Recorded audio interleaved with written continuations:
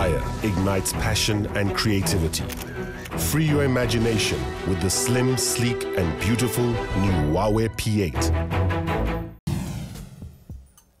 With me in studio is Marc Halbfinger, who's the CEO of PCCW Global.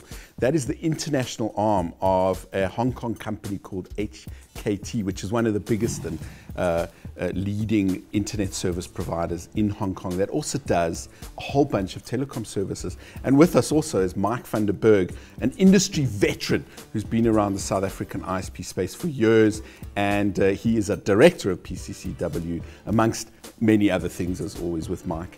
And we're going to just talk about how you're bringing this pretty innovative service to South Africa. I think South Africa is an attractive market, certainly. We believe that the amount of pay TV customers relative to the smartphone devices and tablet device penetration in the market has a bit of a gap, and we hope that we'll be able to exploit that gap as the market grows. And it's a different model to the usual services where you just pay a fixed monthly fee. You have a pay-per-view model. You can rent a film. You don't have to be a subscriber.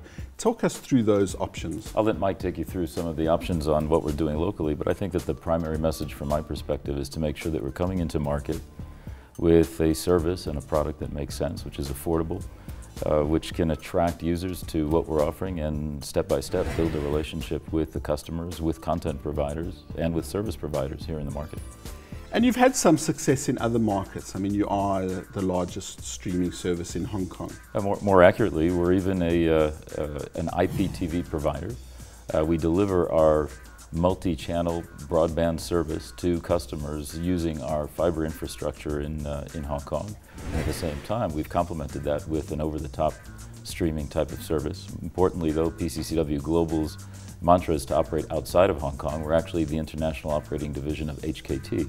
Arguably, I would say that Hong Kong may be one of the most competitive markets in the world today. I've been a regular visitor there for the last 10 years or so, visiting a friend who lives there, so I can confirm that. And I realized, of course, that I've probably watched your service in his house. So I can hear the viewers saying, yes, but you haven't discovered South Africa's broadband infrastructure. Maybe it's something you can speak to, Mike, because of course there are particular challenges with connectivity that we have here in South Africa and in Africa that they don't have in broadband-rich Asia. No, absolutely, Toby, and I think that's what we looked at when we first looked at entering South Africa. Is you've covered all of the elements that make Hong Kong special, and I think it would have been a tremendous mistake for us to simply assume that we could take those paradigms and drop them down in South Africa. I mean, as you indicated earlier, I've had a lot of experience in this market, and so but so has the rest of the team. And so what we said was, how do we take those learnings from a market like Hong Kong, but then adapt it to the realities of on the ground here?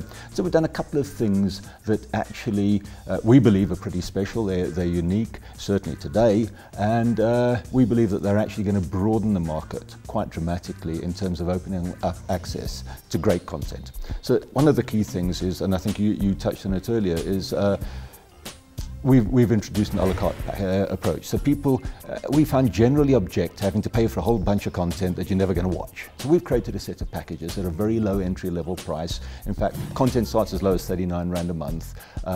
And we have a series of packages. If you want to buy more than one package, there's a small incremental cost, but it allows people to adjust to both their viewing needs and interests, as well as an attractive pricing. What we've also done is provided for a download to view, and it's a download to view offline. So what people can do is they can use public Wi-Fi spots, places where connectivity is effectively either very cheap or free, and we've done something to address the very cheap or free element as well.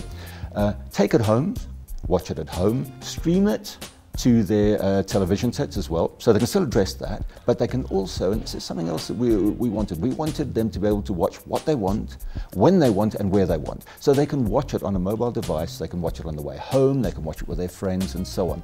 But the point is that they now have attractive content at a very flexible price.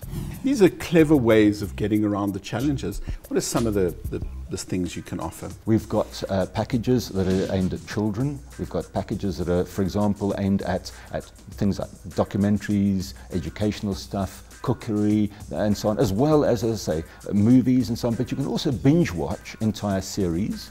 And again, we've got series that are aimed at the younger generation, or let's say family friendly. It's not necessarily younger ones, but they're things that have got a family friendly age restriction. But we've also got the others. We've got the likes of a Luther or MI5 or any of these that are perhaps a little bit, more adult and local content, very important. We've done a deal with, for example, with the SABC to get SABC content.